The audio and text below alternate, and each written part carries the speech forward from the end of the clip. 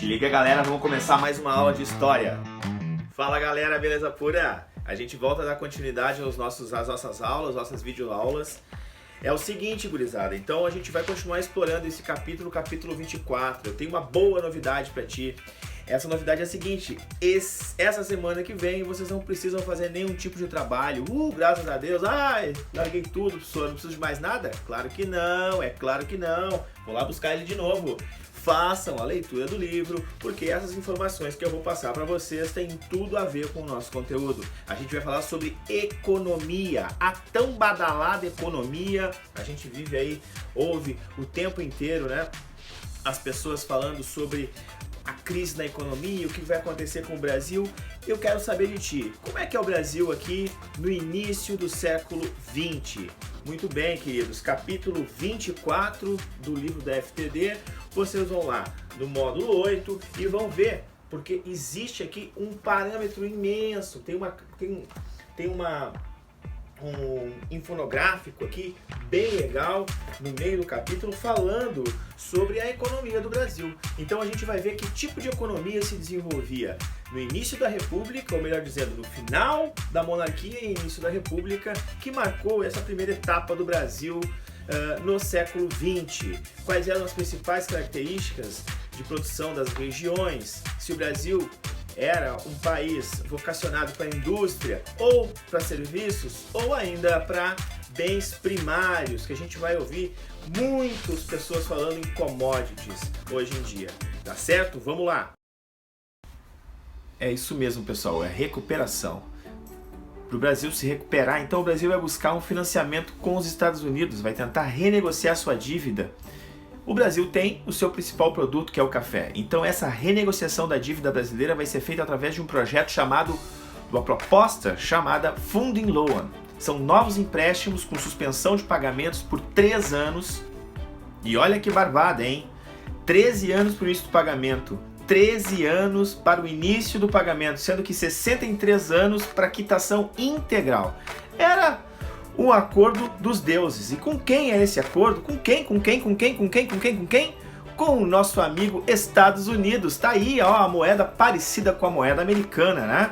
Garantias que o Brasil daria: receita da alfândega do Rio de Janeiro e demais, se necessário, receita ainda da Estrada de Ferro Central do Brasil, do serviço de abastecimento de água do Rio de Janeiro, tudo isso para compensar todo esse empréstimo.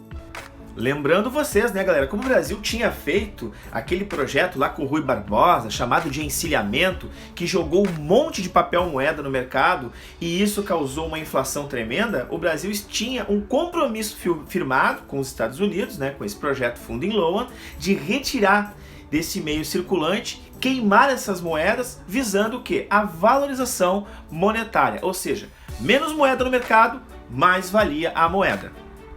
E o que esses cafeicultores fizeram então? Um belo dia, cafeicultores, bando de camaradas, se reuniu numa cidade chamada de Goiás, como de São Paulo principalmente, se reuniram em uma cidade chamada Taubaté. Isso, meus amigos, esses grandes oligarcas, grandes latifundiários, se reuniram em Taubaté, bolando um plano de valorização artificial do café. Isso mesmo, queridos, o Convênio de Taubaté. E o que seria o Convênio de Taubaté? O governo se comprometeria em comprar os excedentes de café, estocava esses excedentes e quando diminuísse a oferta do produto no mercado internacional, porque o café era para o mercado internacional, esses oligarcas que estão no topo do mundo, então, faziam o quê? Mantinham o preço estável. O governo contraía empréstimos através do Funding Loan para comprar o excedente de café. Olhem bem, o governo iria contrair empréstimos do exterior para comprar o café dos produtores de café no Brasil e garantir então aí o preço do café. Ou seja, cobrava-se imposto para equilibrar as contas do governo e honrar os compromissos internacionais. Então o país se endividava e ampliava sua dependência com o exterior. Tudo isso em nome de uma economia, a economia do café, que privilegiava aqueles que estavam no governo, né, meus queridos? Aqueles que estavam no governo eram os oligarcas do café. Então, para manter este padrão das grandes fazendas de café, das grandes mansões, e reinvestir o dinheiro em estradas de ferro, reinvestir o dinheiro em bancos, tudo isso a custas de um cafezinho? Ora, meus amigos, o governo almejava então vender o estoque de café quando a procura aumentasse. No entanto, isso nunca ocorreu. Pelo contrário, o que aconteceu é que o governo amargava esse café, amargava o bolso dos cafeicultores, o bolso do povo brasileiro. Por quê? Porque nunca era compensado esse valor, e então o bolso dos cafeicultores estava sempre salvo, enquanto o bolso dos trabalhadores acabava pagando essa vida boa, digamos assim, para os cafeicultores, queridos. Mas nem só de café vivia a economia do Brasil, felizmente. Nós tínhamos, por exemplo, a economia da borracha, a economia do cacau e outras economias que são consideradas economias periféricas, mas que são importantes também, como o açúcar, o couro, o algodão e o mate. E vamos falar um pouco de cada uma delas. Vamos começar falando sobre a borracha. A borracha se constituiu uma importante economia da região norte do Brasil. Olha, gente, importantíssima economia do norte do Brasil, principalmente na região do Amazonas e do Pará. Muito bem. Quem é que fazia esse trabalho, então? Quem fazia esse trabalho era o seringueiro. Está aí na imagem, né? Numa gravura que vocês estão observando, o seringueiro fazia ranhuras para a extração do látex. Aonde? Na seringueira. Esta árvore que fornecia, então, este material importantíssimo para a indústria de pneus. Era a expansão da indústria automotiva no mundo, então o Brasil contribuía para a indústria de pneus. Foi tão importante a extração de látex neste momento histórico que a capital, a segunda cidade a receber eletricidade no Brasil, foi justamente a cidade de Manaus. Isso mesmo, meus queridos, de Manaus. Por quê? Porque é onde se concentravam os grandes barões da borracha no Brasil. E quando é que entra em decadência, então, a produção de borracha no Brasil? Ocorre por volta aí de 1909, 1910, justamente porque os ingleses levam mudas de seringueira para a região asiática, nas suas colônias na Ásia, e aí sim começam a produzir este insumo naquele continente, naquela região, levando à decadência da produção de seringueira, ou melhor dizendo, de borracha no Brasil. E nessa época de Coelhinho da Páscoa, não podia deixar de falar do cacau. Isso mesmo, meus queridos, o cacau. Saibam vocês que quando os espanhóis chegaram na América, o cacau já existia. Melhor dizendo, o cacau é originário da região da América tropical, que fica ali entre o Peru e o México. Essa região venera tanto o cacau, que ele era considerado como se fosse o manjar dos deuses, por esse termo foi justamente cunhado porque ele era chamado de cacauat. Ele era um bem sagrado, algo muito importante na cultura. Inclusive, as suas sementes eram usadas até como moeda. Pois bem, esse cacau chega na região da Bahia, mais especificamente no sul da Bahia, em Ilhéus. Pois, pasmem, foi um forasteiro, Luiz Fernando Vanneau, um francês, que introduziu o cacau em 1754 em Ilhéus.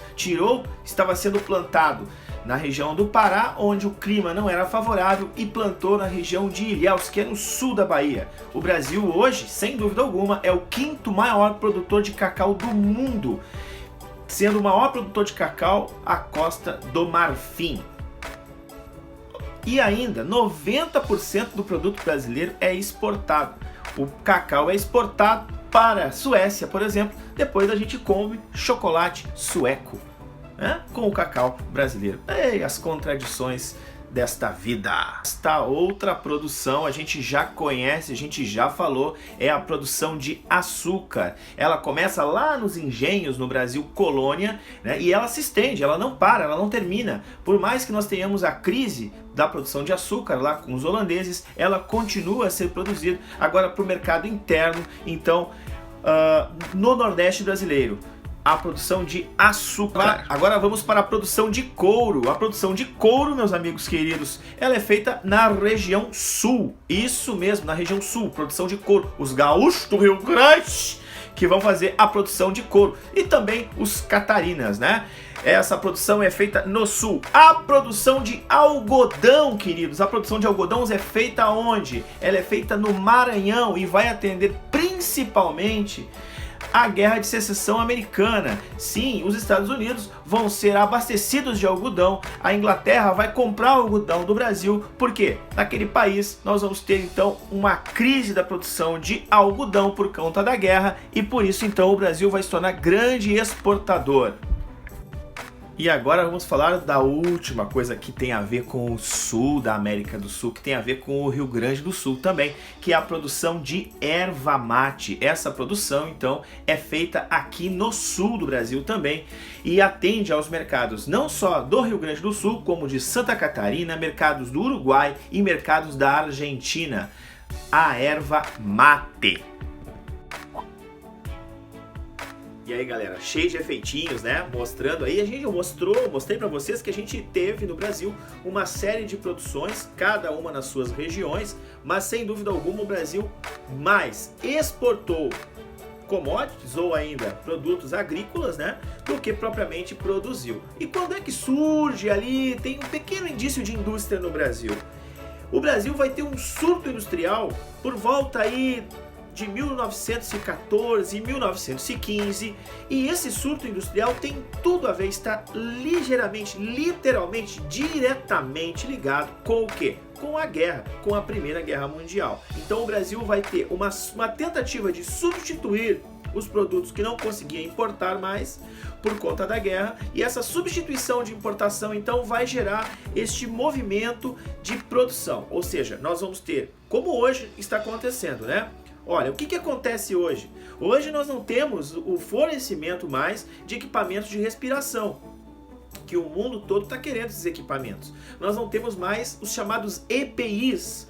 Por quê? Porque essa crise do Covid-19 fez com que os mercados todos fossem comprar esses insumos, né? Esses equipamentos, e então o Brasil não tem da onde tirar. Então estão surgindo nas universidades de engenharia, estão surgindo elementos aqui no próprio Brasil para substituir esses produtos que antes eram importados. Pois então, isso que está acontecendo hoje, aconteceu lá na crise da Guerra Mundial, da Primeira Guerra Mundial.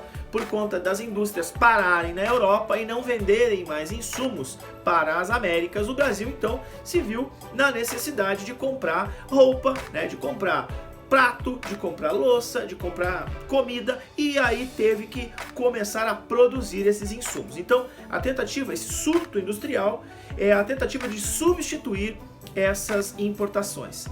Mais um detalhe, onde surge essa indústria? Onde tem mais dinheiro. Por quê? Só vai desenvolver indústria quem tem bufunfa, dinheiro na mão. E quem tem mais dinheiro está na região sudeste do Brasil, onde já tínhamos então o investimento do café. Certo, pessoal? Então essas aí são algumas dicas de hoje sobre a economia. Isso também tem a ver com a chegada do imigrante, viu, gente? Com a chegada do imigrante, que vai ser bem importante. Aliás, o imigrante ele chega e ele substitui a mão de obra escrava. Então, ao substituir, a gente pode dizer que o escravo foi deixado de lado. Então, este negro que era escravo e agora está liberto, ele também estará sem emprego. E nós temos aí um problema geral, um problema de camada social, ou seja, o imigrante italiano que chega, o imigrante alemão que chega, o imigrante japonês que chega no Brasil, ele vai substituir a mão de obra que já existia, que era o trabalhador que já existia, que era o africano, e aí nós vamos ter um problema social muito grave que até hoje a gente não resolveu, certo? Que é de exclusão, que é de abandono e que é de não falar sobre os preconceitos existentes sobre estes africanos libertos lá no final do século XIX, início do século XX. Então, queridos, um pouco sobre a economia do Brasil do final do 19 e 20 nós vimos hoje. Eu espero que vocês tenham curtido essa nossa aulinha, espero que vocês passem adiante esse vídeo para que todo mundo tenha acesso a essas informações, certo? Então, essa semana, lembrando, eu não quero ninguém fazendo exercícios novos. Eu quero que vocês revejam aquilo que a gente já combinou, aquilo que a gente já apresentou de trabalho para vocês do capítulo 24, façam aqueles exercícios, revejam, façam os textos que foram pedidos, se vocês não fizeram ainda, obviamente, tá? E essa aula, então, serve pra gente elaborar um pouco e saber um pouco mais sobre a economia do Brasil na Primeira República do Brasil. Certo? Não esqueçam então, fiquem em casa, lavem as mãos, tô morrendo de saudade de estar aí com vocês, ó, de estar junto com vocês, de estar azucrinando, falando com vocês,